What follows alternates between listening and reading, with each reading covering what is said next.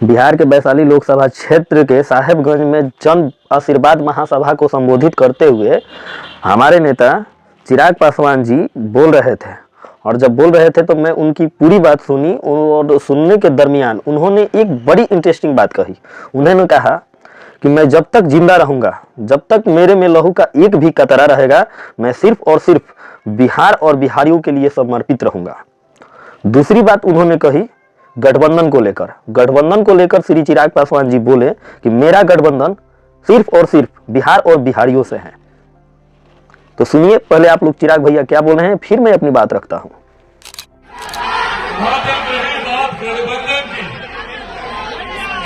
तो इस बात को मैं स्पष्ट कर दूं कि चिराग पासवान का गठबंधन, चिराग पासवान का तालमेल सिर्फ और सिर्फ बिहार की जनता के साथ है।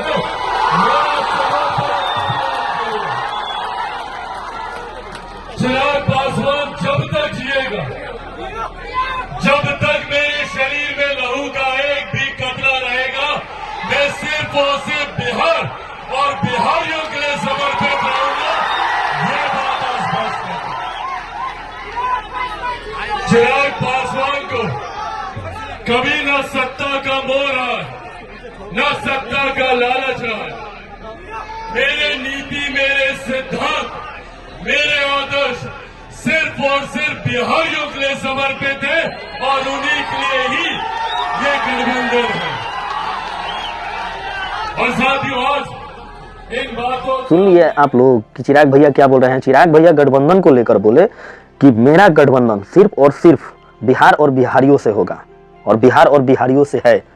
तो अब सोचने वाली बात हम लोगों को यह है कि जिन पार्टियों ने, जिन मुख्यमंत्रियों ने, जिन उप मुख्यमंत्रियों ने, सब ने बरसों तक हमारा वोट लेकर हम पे शासन किया और हमें दूसरे प्रदेश में धक्के खाने के लिए छोड़ दिए, दूसरे प्रदेश में बेइज्जत होने के लिए छोड़ दिए, हमें हर साल बाढ़ में डूबने के लिए छोड़ दिए। हमारे मतलब कि क्या बोले कि हमारी सरकारें इतनी निकम्मी हो गई कि एक चपरासी को भी समय से सैलरी नहीं दे सकती है। अब आप लोगों को विचार करना है कि आप लोग क्या उन्हीं सरकारों पे भरोसा जताएंगे कि किसी नए उम्मीदवार को वोट देकर बिहार में परिवर्तन लाएंगे। अब आप लोगों को यह तय करना है कि आपके पुरखे आपके लिए कैसा बिहार छोड़कर गए हैं और कैसा बिहार आपको दिए हैं धरोहर के रूप में। तो आप ये निर्णय लीजिए कि आप अपने आने वाले नस्लों को कैसा बिहार देना चाहते हैं। क्या इसी प्रकार का बिहार आप अपने आने वाले पीढ़ी को भी देना चाहेंगे?